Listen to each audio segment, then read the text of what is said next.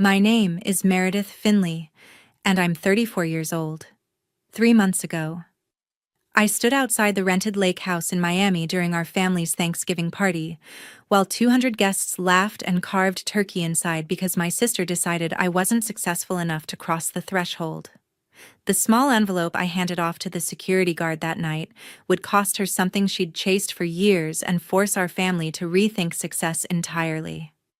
The lake breeze carried the scent of stuffing and cranberry that evening as I approached the entrance. Lights twinkling over the deck. I tugged at my sweater. Sure, it blended with a holiday crowd, but arrivals in pressed shirts and skirts traded whispers about funding rounds and boardroom wins, marking Rochelle's World Shane's startup network, the types who shaped deals from poolside chats. At the gate, the guard gripped his tablet, the party's hum pressing close. Name he barked. Eyes on the screen. Meredith Finley, the host's sister. He scrolled, paused, scrolled again. Nothing. Step aside. My confirmation pinged on my phone, but he dismissed it. Lists locked. No fixes. The line swelled, tension building. I called Rochelle, the ring cutting through distant toasts. She answered amid clinks and murmurs, her explanation dropping like ice. The omission was deliberate. She made clear my freelance finance work would clash with Shane's backers and execs, the steady climbers she courted. 8 years advising clients didn't count as real traction in her view. It came off as unsteady. A shadow to her corporate strides. This gathering built their future. And someone patching gigs couldn't blend in. Her dismissal sliced quick. The guard's gaze steady as he moved in. No room for outsiders, he said, arm extending to nudge me back to the lot. The contact brief but pointed. I fished out the envelope. Pulse. Even. Pass this to Rochelle. It's hers. He pocketed it, waving the next guest through, as I retreated. The deck's warmth faded. Chatter a distant wave. That envelope carried a glimpse she'd never imagined. A shift waiting to hit. What unfolded next upended it all. Before I break down that unraveling and the frenzy that followed.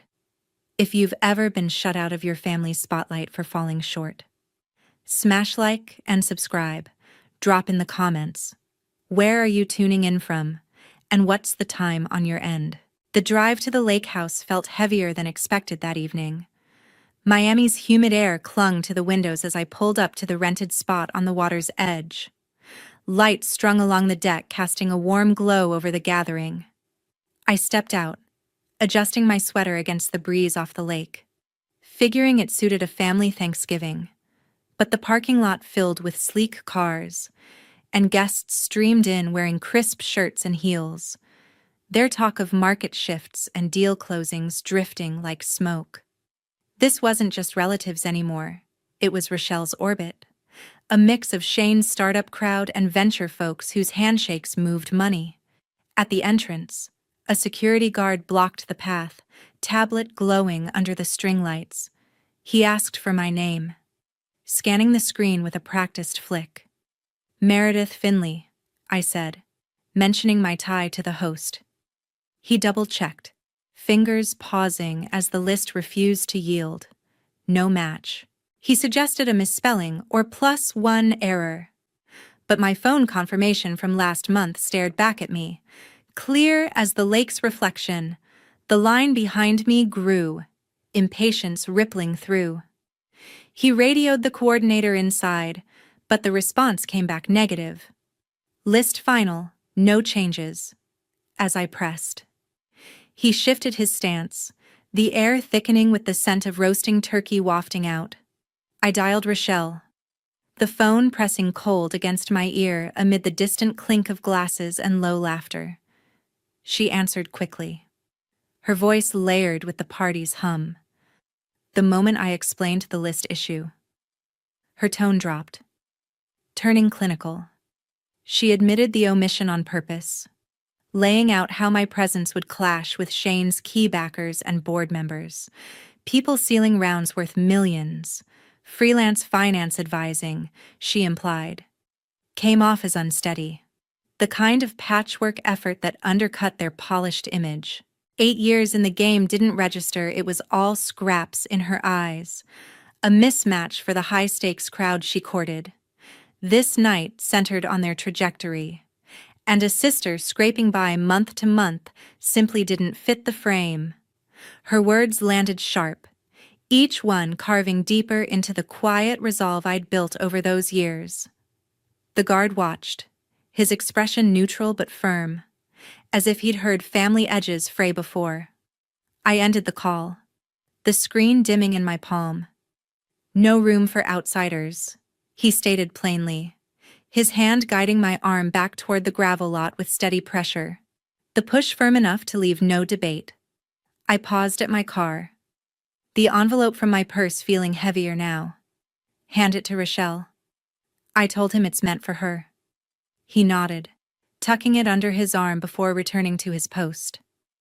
The party's energy pulsed on, doors swinging open to reveal tables laden with carved turkey, steaming stuffing, and cranberry relishes, pies cooling on sideboards. Guests mingled freely, plates in hand, while I lingered in the shadows of the drive. The gravel shifted under my feet as I walked back to the car, engine humming to life with a reluctant turn. Miami streets unfolded ahead, palm fronds rustling in the night wind, traffic lights blurring into streaks. Her dismissal echoed not just the exclusion, but the casual rewrite of my work as some interim fix, unworthy beside her corporate ascents. Freelance had let me advise on real portfolios, guide clients through market dips and gains, but to her, it stayed the lesser lane. I veered toward a quiet diner off the main drag, neon sign flickering against the dashboard. The booth welcomed me with vinyl seats and a laminated menu, the waitress pouring coffee without fanfare. Steam rose as I stirred in nothing, the bitter warmth steadying the churn inside. My phone lay silent on the table, but the quiet felt temporary. The party's orbit still pulling. Cousin Shauna texted first, asking my absence amid the full spread. "Not on the list," I typed back.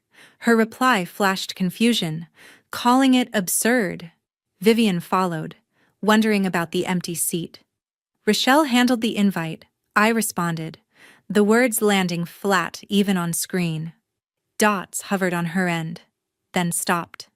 The diner filled with other families, their easy chatter a contrast to the knot in my chest. I paid the tab, stepping into the cooled air, the lake house a distant memory in the rear view. The roots of that exclusion ran deep. 8 years ago, I traded a steady accounting desk for freelance finance advising, drawn to the freedom of guiding clients through investments and retirement plans, one conversation at a time. It built slowly, from small accounts to more substantial ones, but family gatherings twisted it into something lesser. At our Miami home during one routine dinner, the table groaned under plates of grilled steaks and salads, while Rochelle launched into her latest triumph. She detailed sealing a high-profile contract for her firm, the kind that came with performance incentives and team shout-outs. Vivian leaned in, eyes lighting up as she praised the strategic moves, the way it positioned Rochelle for bigger roles. Harlan sat back, offering a quiet affirmation without diving deeper, his focus on the meal. Attention shifted my way inevitably. Vivian asked about my client load, her question carrying that familiar undertone, as if tallying wins against Rochelle's. I kept responses brief, mentioning steady growth without specifics on the portfolios I'd optimized or the returns I'd delivered. Rochelle jumped in, framing freelance as unpredictable, the sort of setup that lacked the security of her structured path with annual reviews and stock grants. Vivian agreed, suggesting I consider a corporate switch, perhaps leveraging Rochelle's connections for an entry point. I pushed back mildly, explaining the independence suited my style.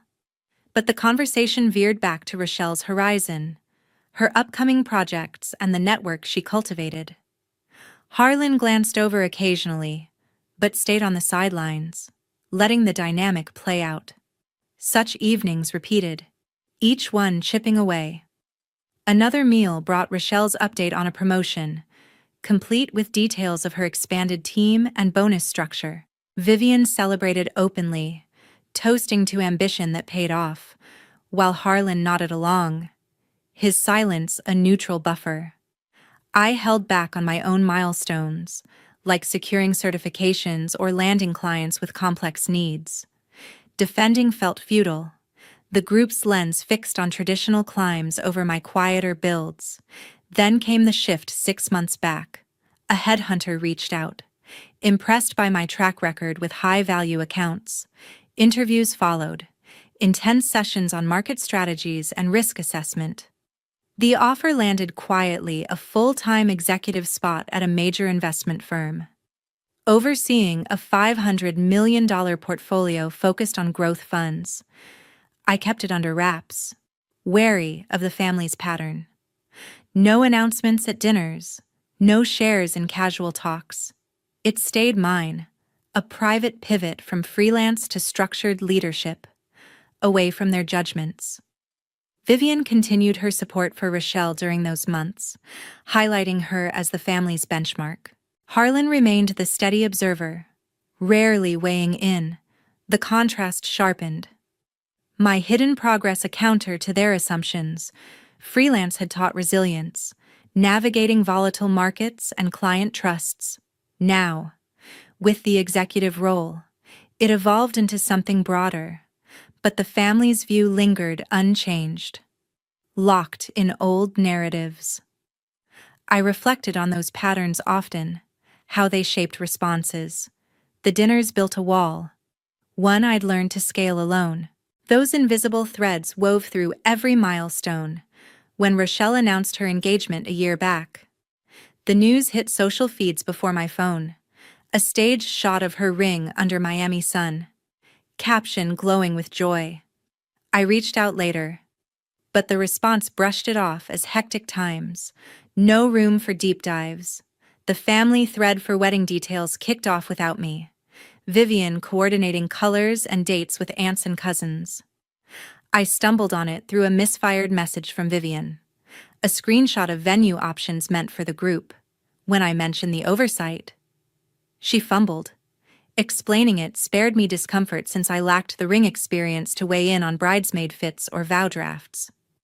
Rochelle echoed that sentiment in passing calls, her choices landing on college pals and Shane's kin, sidelining me as the odd fit, more suited to quiet support than spotlight poses.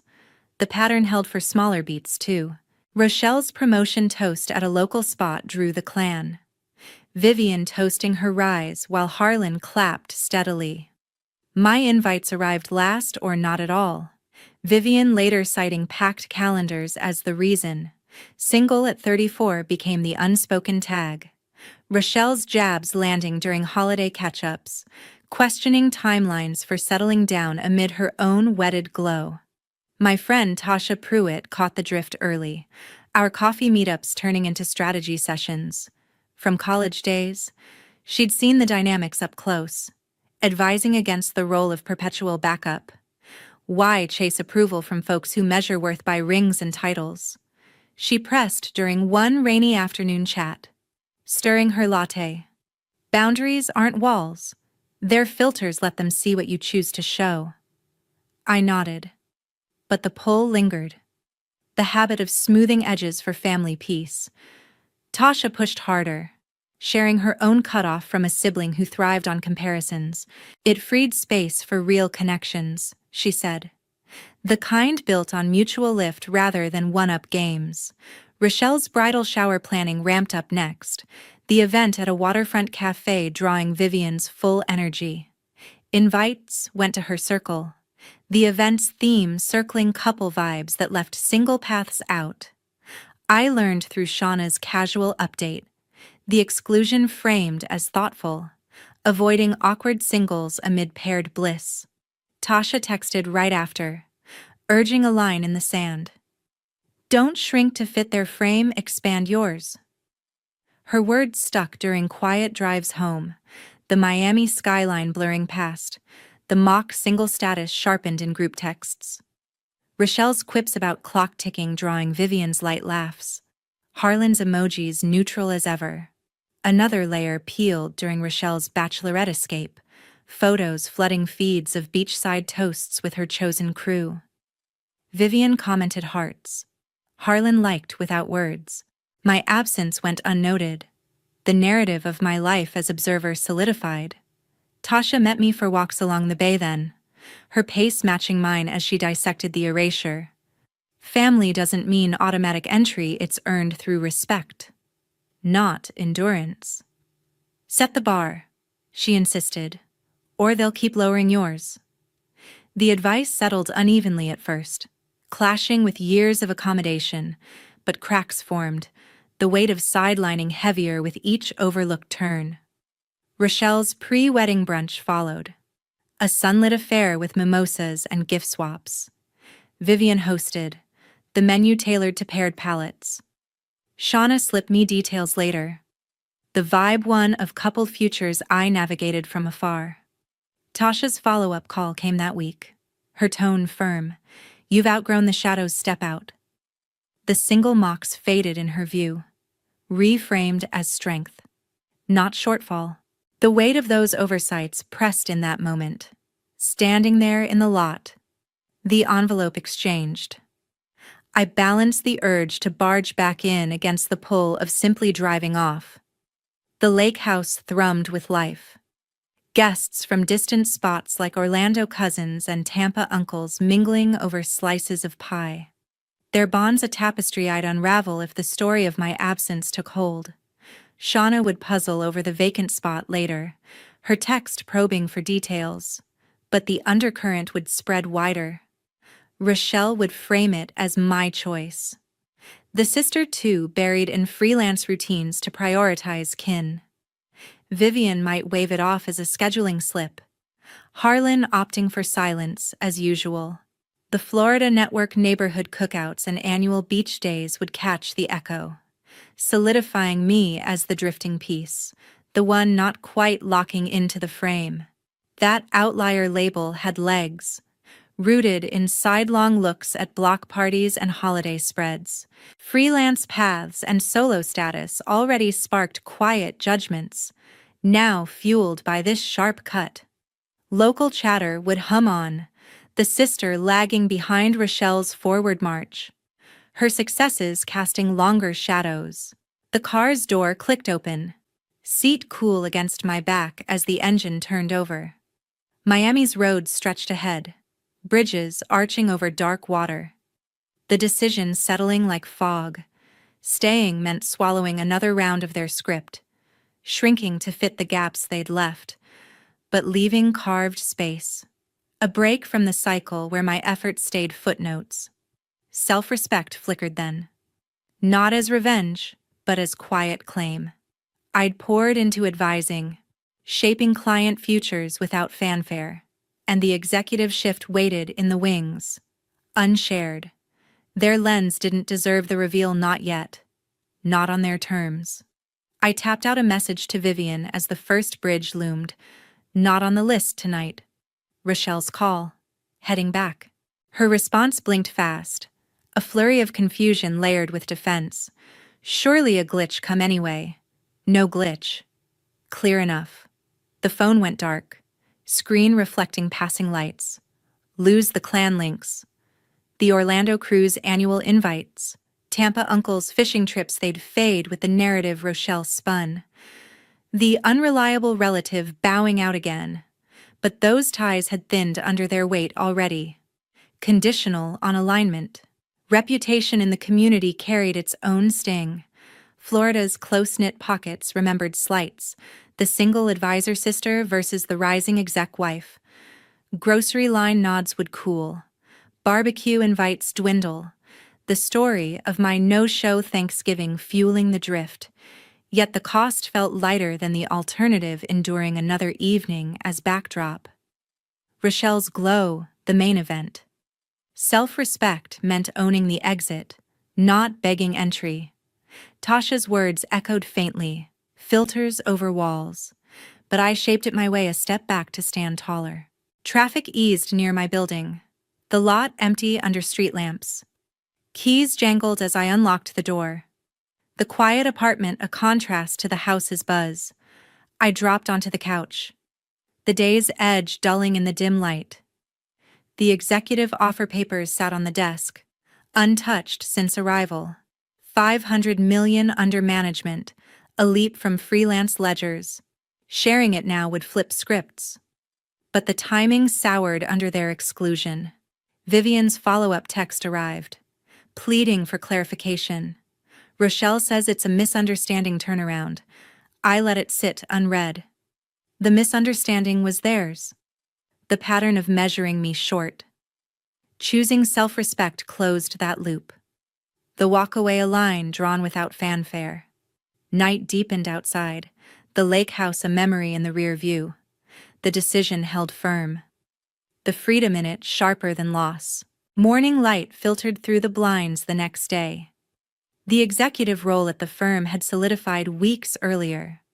A full-time anchor after years of freelance navigation. With responsibilities over a $500 million portfolio of balanced funds, it marked the pivot from solo advising to team leadership. Contracts signed in a midtown office overlooking Biscayne Bay, but the real anchor was the personal investment fund I'd nurtured. $2 million in diversified assets from client referrals and market plays. That fund was the envelope's core. The note outlining it as Rochelle's gift, a stake in growth she'd coveted for her and Shane's future. Instead, the attorney met me at a downtown cafe, papers ready for transfer. Director Rosa Valdez of the Women's Empowerment Shelter arrived promptly, her briefcase neat against the booth. As we reviewed the donation, her eyes widened at the valuation.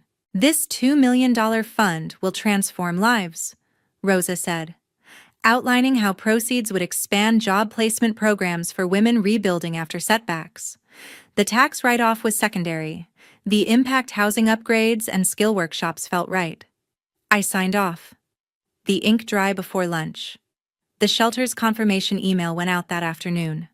A copy routed to Rochelle's address with a simple subject: "The gift has a new purpose." Her response hammered in: hours, 17 calls. Texts pleading reversal. Shane followed with 10, his messages circling business fallout. Vivian topped it at 23, her voicemails blending hurt with demands for a family sit-down. The meeting convened 3 days later at our Miami home. The living room packed with the full circle. Vivian paced the carpet, Harlan on the couch with coffee in hand. Rochelle stood central. The business card from the envelope clutched like evidence, her voice breaking as she read the title aloud. Executive at the firm, managing $500 million. How she asked the room, the word hanging heavy. Nadine Bates, our aunt from the Keys, cut in sharp. "And you kept her out of the party, the one handling portfolios like that, Vernon, her husband," chuckled low. "Startup backers spotting your sister and you sidelining her bold move." Shauna Maddox leaned forward, phone in lap. "I saw the texts Meredith confirmed weeks ago. This was no glitch." Rochelle stammered, framing it as image protection. Shane's network too elite for freelance vibes, but the card flipped that. Guests verifying my role on the spot. 2 of them recalling my freelance input on their stakes. Vivian tried steering. She should have shared sooner we're blood. But Nadine shook her head. "Blood doesn't mean blind. You've benchmarked her low for years." The room fractured then. Voices overlapping, cousins siding with facts. Uncles probing the exclusion. Harlan called for calm, but his words dissolved in the pushback. Rochelle teared up, the card crumpling slightly. Tasha Pruitt texted midway. Her update blunt LinkedIn's lighting up. Someone from the party posted the card scan, tagging firm contacts. "Your name's trending in finance circles." The post caught fire. Shares noting the executive's family snub at Thanksgiving. Rochelle's profile drew comments. Her marketing cred questioned beside my unshared assent. Opportunities dried a senior role she'd eyed at a tech agency pulled back. Citing alignment concerns. Shane faced the brunt in board calls. Investors citing the drama as red flags on judgment. 2 commitments for his next round withdrew, the funding gap widening to strain their savings. The family circle contracted too. Neighborhood waves turning cool. Holiday invites sparse. Vivian's social lunches thinned. Harlan's fishing buddies dropping hints about divided loyalties. 6 months on. The thrum built steady. The firm promoted me to oversee expanded funds. A corner office with bay views. Dating slipped in naturally. Dinners with a colleague whose quiet drive matched mine. Rochelle's letter arrived then. Envelope crisp in the mail slot. Her script-filled pages, admitting the blinds to my path, the insecurity driving her cuts. Therapy had unpacked it. She wrote. The patterns of comparison now clear.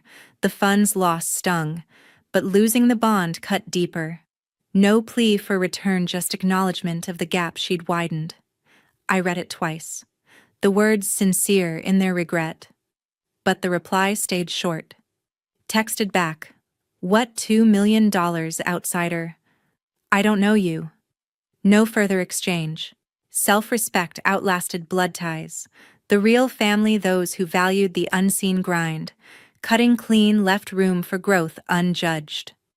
The lesson's simple worth isn't earned in spotlights, but claimed in shadows. The frenzy quieted with the first light. But the ripples began. The executive position had taken shape months prior. A seamless shift from freelance consultations to leading a $500 million portfolio at the firm, where daily briefs covered asset allocations and risk models. It was the culmination of quiet networking. Not fanfare, the role demanding focus over family spotlights. The envelope's note had spelled it out, the card detailing the title and the $2 million personal fund. Assets I'd amassed through savvy trades and client trusts, positioned as Rochelle's stake in stability, rather than handed over. The donation process moved swiftly. Director Rosa Valdez met me in a nondescript conference room downtown. Her folder open on the table. This $2 million fund will anchor our initiatives, Rosa explained, sketching how sales would bolster emergency housing and career coaching for women navigating transitions. The paperwork flowed, signatures sealing the transfer to the shelter's account. The receipt landed in inboxes by midday. A duplicate forwarded to Rochelle with minimal note. The intended gift now supports those starting over. Her barrage renewed 17 voicemails laced with disbelief. Shane's 10 circling professional fallout. Vivian's 23 weaving concern with calls for reconciliation. Harlan's single message urged a talk. His tone measured. The gathering assembled 3 days on at the Miami house, air thick with unspoken tension. Vivian hovered near the kitchen island. Harlan settled in an armchair. Rochelle paced the area rug. The card from the envelope unfolded in her grip. Her recitation of the executive line drawing sharp intakes. Nadine Bates fixed her gaze. And you barred her from the party. The woman steering $500 million Vernon leaned in, a dry laugh escaping. Backers connecting dots on your sister while you play gatekeeper. That's a twist. Shauna Maddox scrolled her screen. Texts show she RSVP'd early. This was deliberate. Rochelle faltered, attributing it to curating the right vibe for Shane's circle. But the card's details unraveled that. Guests cross-checking my background mid-dinner. 3 recalling my freelance guidance on their holdings, Vivian interjected. She held back the news we're family, Nadine countered. Family sees beyond titles. You've undervalued her for ages. The exchange heated. Relatives dividing, cousins aligning on the snub. Uncles questioning the judgment. Harlan attempted mediation. His suggestions lost in the crossfire. Rochelle's composure cracked, the card folding under her fingers. Tasha Pruitt's message broke through LinkedIn's buzzing. A party attendee shared the card image, linking to firm announcements. Your profile's in the mix now. The share gained traction. Notes on the executive's family rift drawing industry eyes. Rochelle's feed filled with queries, her marketing pursuits shadowed by the optics. A lead for a director spot at a digital agency evaporated. The offer rescinded over perceived instability. Shane navigated urgent huddles, board notes flagging the episode as a liability. 3 pledges for his funding pullback followed. The shortfall forcing budget trims and delayed hires. The household fabric frayed further. Local interactions icing over grocery exchanges brief. Weekend gatherings skipped. Vivian's coffee circles shrank. Harlan's golf rounds met with sidelong mentions of rifts.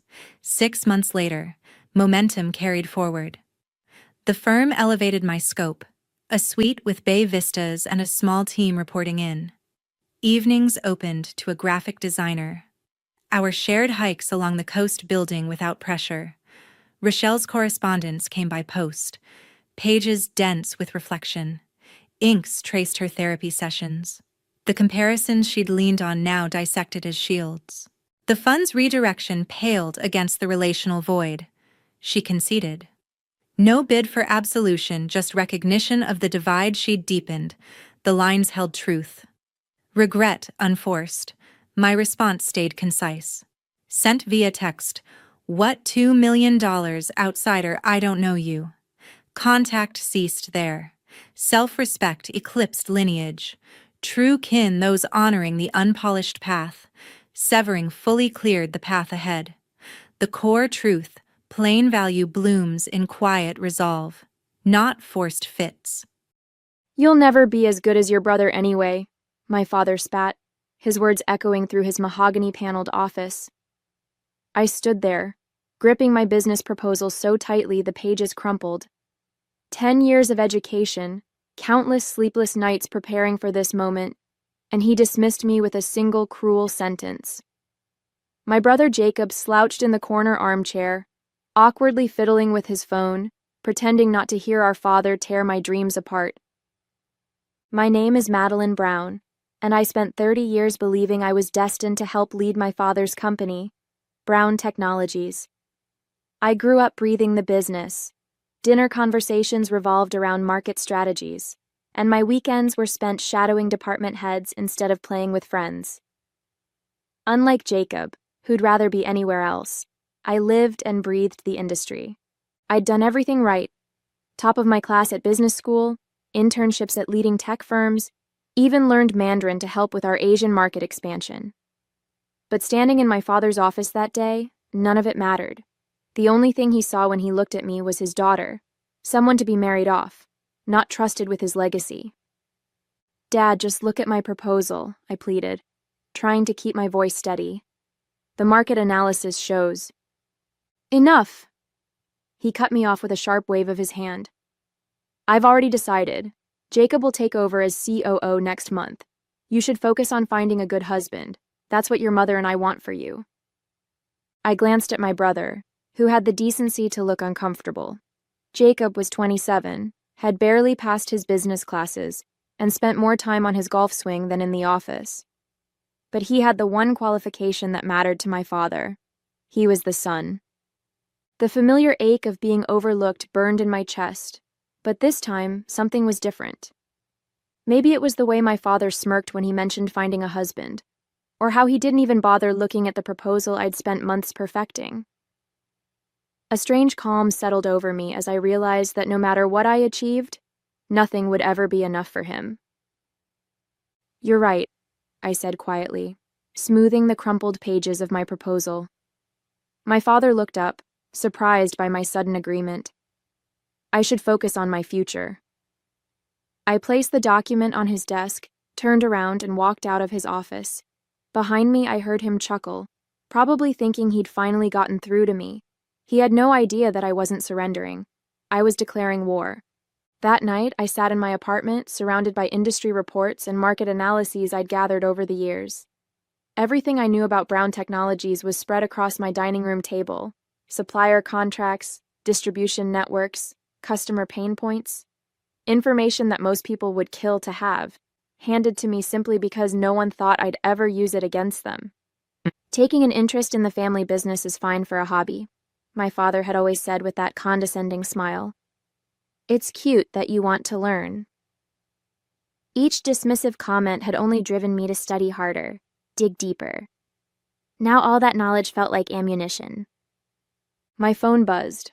Another message from my mother. Your father means well, she wrote. He just wants to protect you from the stress. I turned off my phone without replying. My mother had always tried to play peacemaker, smoothing over my father's harsh words with gentle excuses. But she'd never once stood up to him, never challenged his outdated views. The next morning, I walked into Brown Technologies for what I knew would be the last time. As I packed up my desk in the marketing department, my colleagues avoided eye contact. News traveled fast in family companies. Everyone knew about yesterday's meeting, about how Walter Brown's ambitious daughter had finally been put in her place. I'm sorry, Maddie, Lisa from accounting whispered as she passed by. We all know you deserved that position. Her sympathy made it worse somehow. How many others had watched me work twice as hard as Jacob, only to be pushed aside because I was born the wrong gender? I was nearly finished packing when my brother appeared in my doorway. Hey, he said, shifting uncomfortably. Dad says you're taking some time off to think about your priorities. That's one way to put it, I replied, closing my laptop bag with more force than necessary. Look, I know you're upset, but maybe it's for the best. Running a company is really stressful and... Save it, Jacob, I cut him off. We both know you don't want this job, but you'll take it because it's easier than standing up to him. My brother flinched at the truth in my words.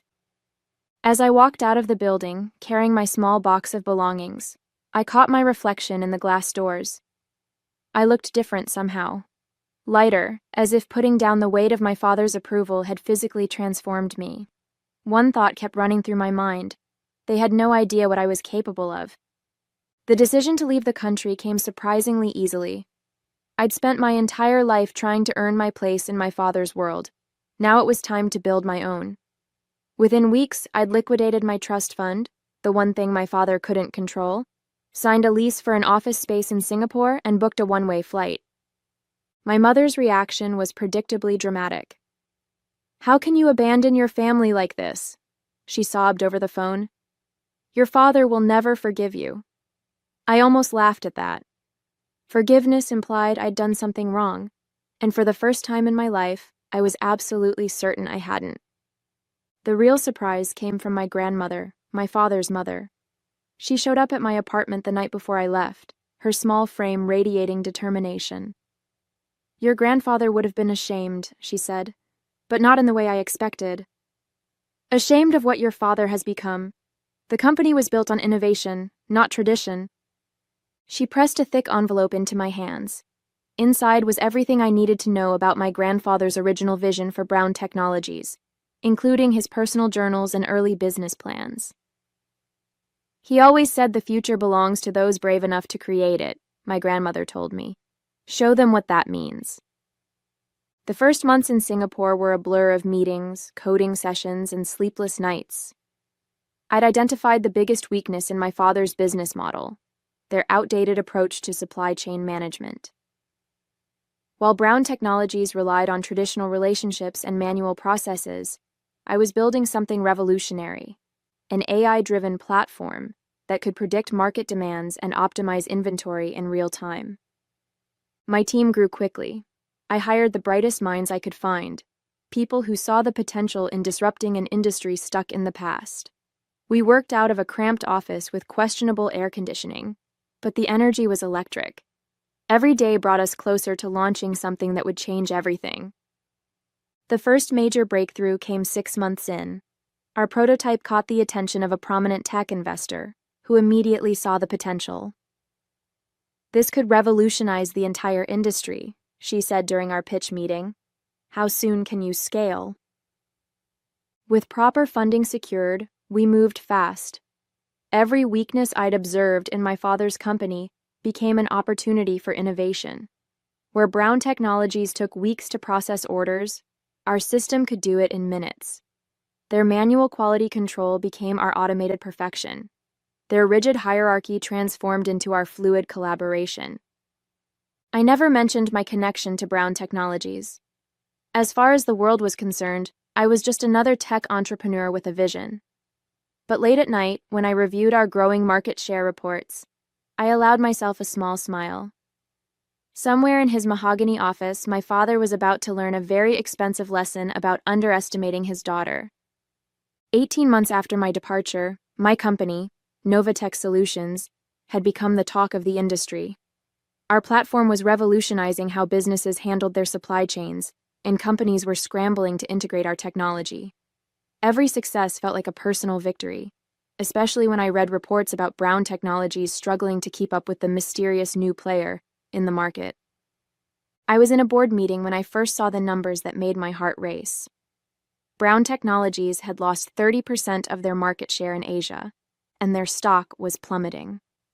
My father had always been proud of his personal touch approach to business, but in a digital age, that wasn't enough anymore. Clients wanted efficiency, not golf course handshakes. Another company from Brown's portfolio dropped our competitor's system for ours, my head of sales announced proudly. That's the 5th one this quarter. The team erupted in applause, but I kept my expression neutral. They didn't know they were celebrating my father's downfall, and I intended to keep it that way.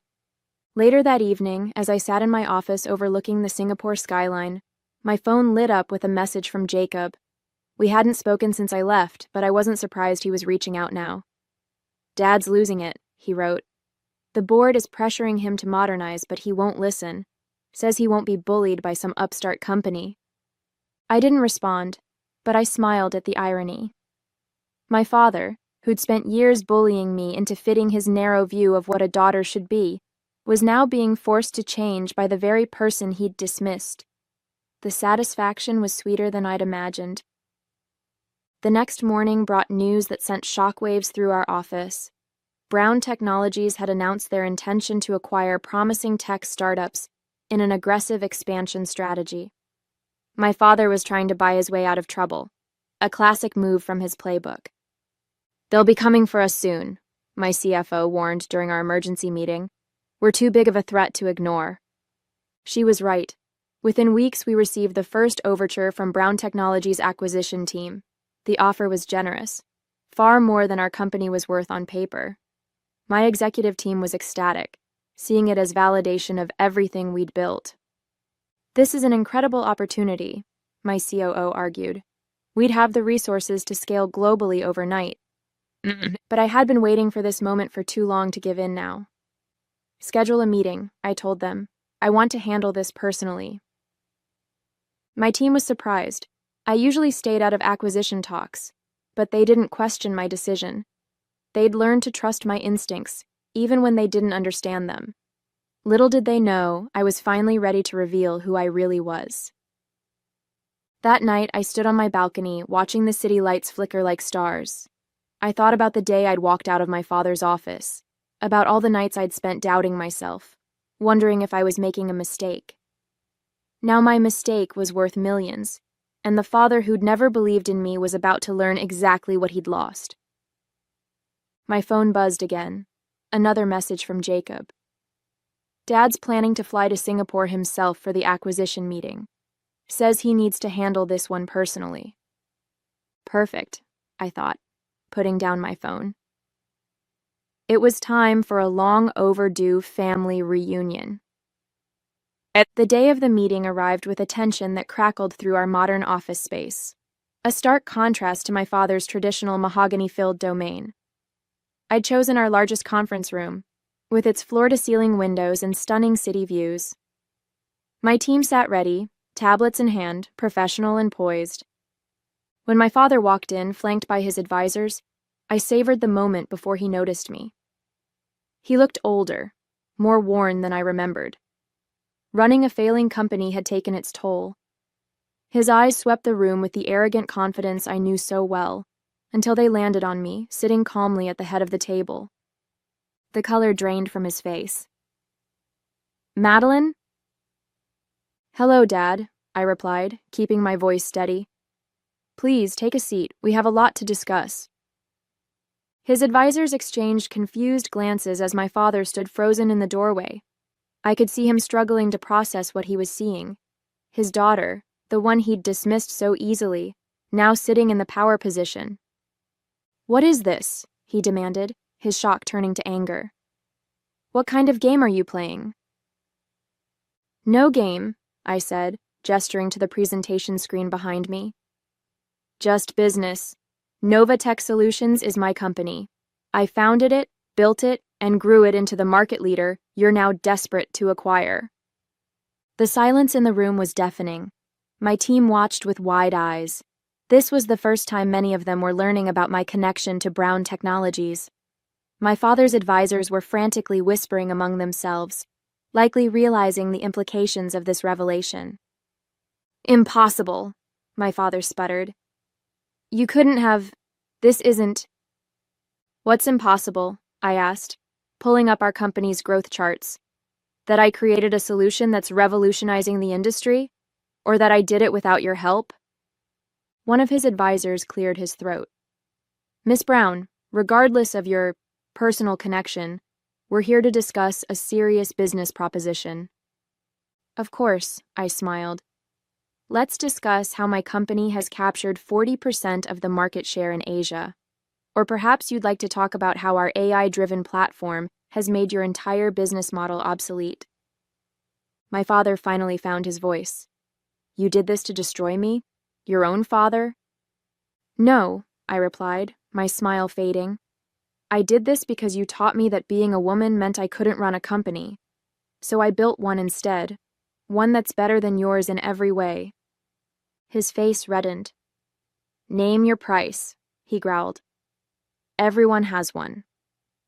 I stood up, smoothing my blazer. That's where you're wrong, Dad. This isn't about money. It never was. This company is my legacy, the one you refused to let me build with you. I walked around the table until I stood directly in front of him. Your offer is declined. You can't do this, he said, but his voice had lost its authority. For the first time in my life, I saw fear in his eyes. I already have, I replied, meeting adjourned. As my father stormed out of the conference room, his face red with rage and humiliation, I felt a weight lift from my shoulders. His advisors scrambled after him, leaving behind their untouched presentation folders, sleek black binders embossed with the Brown Technologies logo I'd grown up seeing everywhere. That was unexpected, my CFO said, breaking the stunned silence that had fallen over the room. You're Walter Brown's daughter. I turned to face my team, the people who'd believed in my vision without knowing my full story. I am, but more importantly, I'm the CEO who's going to take this company global. The next few weeks were a whirlwind. News of my identity leaked to the press, and suddenly every business publication wanted the story.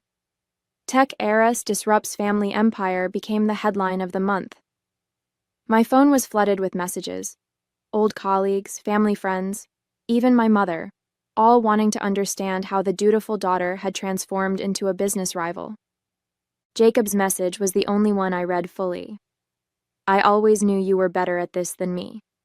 For what it's worth, I'm sorry I didn't say it sooner. My grandmother invited me to tea at her favorite restaurant, the same place she used to take me when I was a child. Her eyes sparkled with pride as she read the latest article about Novatech's success. Your grandfather would have loved this, she said, setting down her cup. He built that company believing innovation was more important than tradition. Your father forgot that, but you didn't. Market analysts predicted that Brown Technologies would need to undergo massive restructuring to survive. My father, they said, was being pressured to step down. The board wanted younger leadership, someone who could modernize the company before it was too late. But I no longer cared about my father's company. Novatech was expanding into Europe, and we were developing new features that would revolutionize the industry even further. My team was excited, motivated, and most importantly, valued, regardless of who they were. Late one evening, as I sat in my office reviewing expansion plans, my assistant buzzed in. "Your father is here to see you." I considered turning him away but decided against it. Let him see what his daughter had built without him. He entered slowly, looking uncertain in this space that was so different from his traditional office. "Madeline," he said, his voice lacking its usual authority. "We need to talk." "About what?" I asked, not offering him a seat. "Business or family?" "Both," he admitted. "The board, they want you to come back, to lead Brown Technologies' digital transformation." I laughed, the sound echoing off the glass walls. "You still don't get it, do you? I didn't build this company to prove something to you. I built it because I could, because I'm good at what I do. I don't need your approval anymore." He flinched at my words, finally understanding what his actions had cost him. Not just market share or company value, but a daughter who'd been ready to give him everything. "You should go," I said quietly. "I have a meeting with European investors in the morning." As he left, I walked to the window and looked out at the city lights. Somewhere in those streets was a young woman being told she couldn't do something because of who she was. I hoped she'd prove them wrong, too. The story of my overnight success became legend in the tech world. What the headlines didn't capture were the quiet victories that followed. Brown Technologies' stock continued to plummet as more clients switched to our platform. My father's board finally took action, forcing him into early retirement, a humiliation he couldn't handle. He retreated to his mansion, refusing to face the industry that had once worshipped him. Meanwhile, Novatech soared. Our European expansion exceeded all projections, and our development team rolled out innovations faster than competitors could keep up. The office buzzed with energy and ideas, fostering the kind of collaborative environment I'd always dreamed of creating at Brown Technologies. One morning, my grandmother came to visit our Singapore headquarters. As I showed her around, introducing her to my team and demonstrating our latest technology, she squeezed my hand. "I have something for you," she said, pulling out a worn leather journal. "Your grandfather's notes from when he first started the company." She opened it to a marked page, pointing to an underlined passage. "A true legacy isn't inherited. It's earned through vision and determination." "He wrote that the day your father joined the company," she explained. "I think he knew, even then, that innovation requires more than just birthright." The words hit home. All those years, I'd fought for a place in my father's legacy, never realizing I needed to build my own. Now, standing in my own company, surrounded by people who respected me for my abilities rather than my name, I finally understood what real success felt like. The industry that had once dismissed me as Walter Brown's daughter now knew me as Madeline Brown, the innovator who'd transformed supply chain management. I'd earned that recognition every step of the way. 6 months after my father's retirement, Novatech hosted a global technology summit in Singapore. Industry leaders from around the world gathered to discuss the future of supply chain management. I took the stage as the keynote speaker, my grandmother beaming proudly from the front row. "Innovation isn't about following traditions," I told the packed auditorium. "It's about having the courage to challenge them." The irony wasn't lost on anyone when I announced our latest breakthrough, an upgrade that would make traditional systems like Brown Technologies completely obsolete. After the summit, Jacob approached me at the reception. He looked different, humbler, more genuine. "I sold my shares in Dad's company," he confessed. "Started a small sports coaching business instead. For the first time in my life, I'm actually happy." I smiled, realizing we'd both found freedom in different ways. He'd escaped our father's expectations by choosing his own path, while I'd conquered them by exceeding them. My mother still sends occasional messages, trying to broker peace between my father and me. She doesn't understand that some bridges aren't meant to be rebuilt. I've made my peace with that, just as I've made peace with my journey. These days, when young entrepreneurs ask me for advice, I tell them my real secret to success. Don't let anyone else define your worth. The best revenge isn't proving them wrong. It's proving yourself right. As for my father, last I heard, he spends his days in his study, surrounded by the mahogany panels that once witnessed his greatest mistake, underestimating his daughter. Sometimes the most expensive lessons are the ones we learn too late.